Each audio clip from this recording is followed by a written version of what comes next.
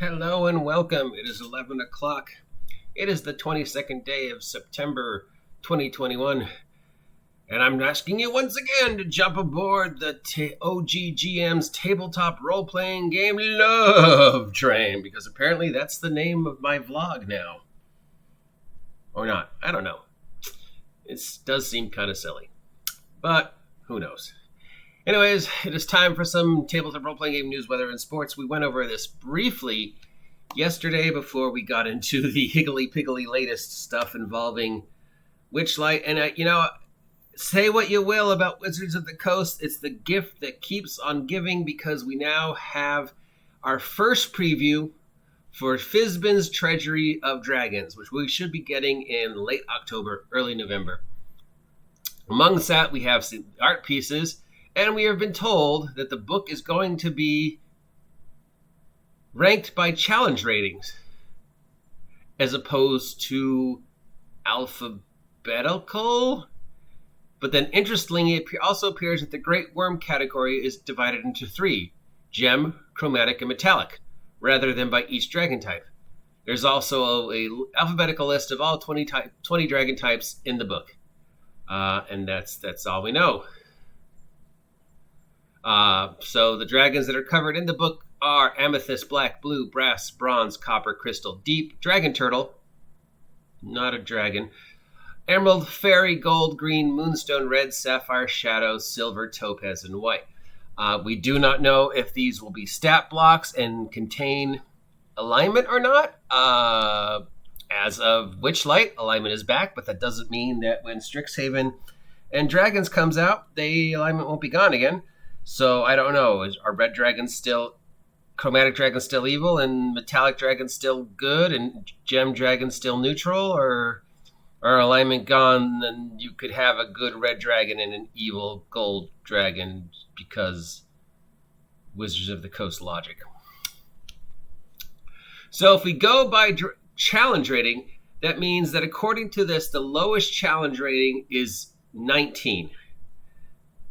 But they don't divide into the three categories of gem, chromatic, and metallic until Great Worm, which according to this is challenge rating 25.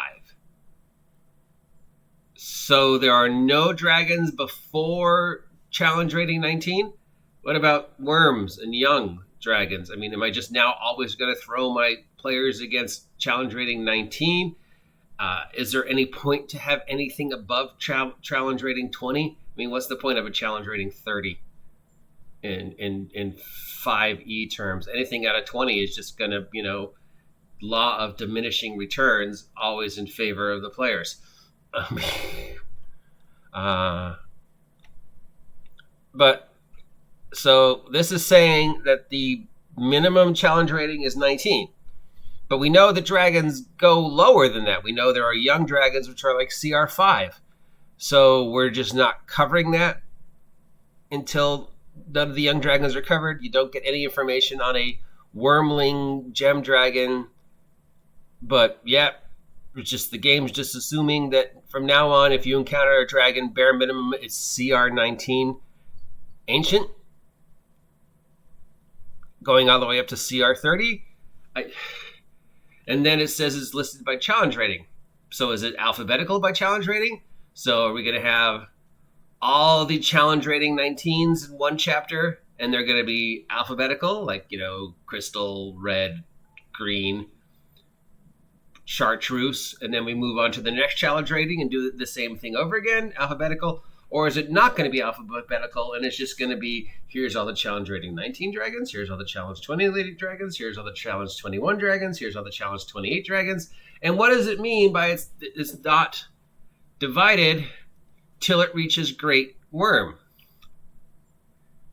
Gem, chromatic, and metallic. So before CR25, it's a crystal dragon, but CR25 on, it stops being a crystal dragon and just becomes a gem dragon. Or before CR25, they don't differentiate. They're just dragons. And then at CR25, they can decide if they're going to be a gem, chromatic, or metallic dragon. It appears that the Great Worm category is divided into 3, gem, chromatic, metallic, rather than by each dragon type. Which is gem... But wait, rather than each dragon type, but each dragon type is gem, chromatic, metallic. That makes no sense. Because the way this reads is before challenge rating 25, it's not divided into the 3 categories. So a crystal dragon can choose to be any kind of dragon type at once. A red dragon can be any type of dragon type at once. Bare minimum challenge rating is 19. There's no dragons below challenge rating 19. There's no baby dragons. You're not going to get to have a pet baby dragon. There's no encountering a small dragon in a April Fool's low level dungeon. Bam, your ancient crystal dragon at challenge rating 19 is it. That's the first dragon you're ever going to encounter. There's nothing below. From challenge rating 19 to challenge rating 24, they don't have to choose. But at challenge rating 25, then they have to decide if they're going to be a gem, metallic, or chromatic dragon. Can a crystal dragon then decide, you know what, I want to be a metallic crystal dragon. I don't want to be a gem crystal dragon. And a red dragon can be like, you know what, I want to be chromatic. I don't want to be, a silver dragon anymore because I think that's, racist. I want to be a blue dragon because, yeah, I'm blue. I'm not silver. And what about alignment? Are dragons still evil and good and neutral? Or are they just falling under the there's no more alignment clause and they're just doing what they're doing? Hey man, I didn't mean to burn down your village. It wasn't an even act. You were just in the way, dude. I'm sorry. I'm not evil. I'm just misunderstood. I'll make it up to you, man. I hope Wizards of the Coast will present us with a better explanation, but based upon what I read in Witchlight last night, probably not. Probably not. I mean, there's a lot of stuff in Witchlight and very little explanation as to why. Bam! It's just there. I don't have to explain it. We're Wizards of the Coast. Bam! Dragons are now minimum CR 16. We don't have to explain it. We're Wizards of the Coast. So, I don't know what this means. I don't really care what this means.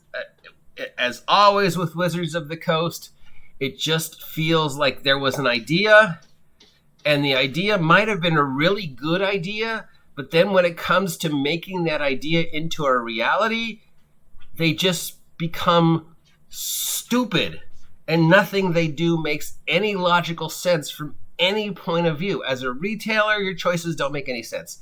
As a conservative player, your choices don't make any sense. As a liberal player, your choices don't make any sense. I don't really care. I just want to look into the game and see what's what.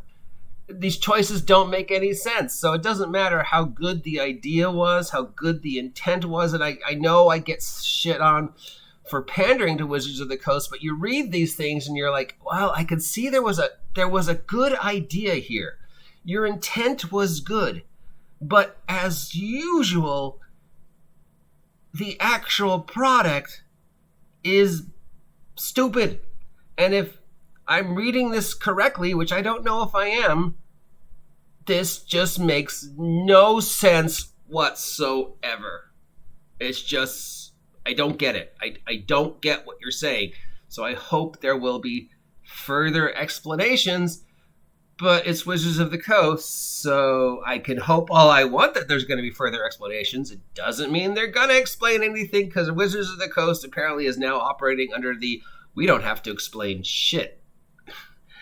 If you appreciate this content, let me know. If you understand what Wizards of the Coast is saying about the new dragons, let me know. If you haven't subscribed yet, please subscribe. Help me hit 1,000 subs. If you like me being called the OGGM's tabletop role-playing game Love Train, let me know. And if you think it's a stupid name, also let me know. Till then, may all your red dragons be evil. I am your grumpy guide to all things gaming, except I'm no longer your grumpy guide to all things gaming. I'm your Love Train guide to all things gaming, the OGGM. Get off my lawn.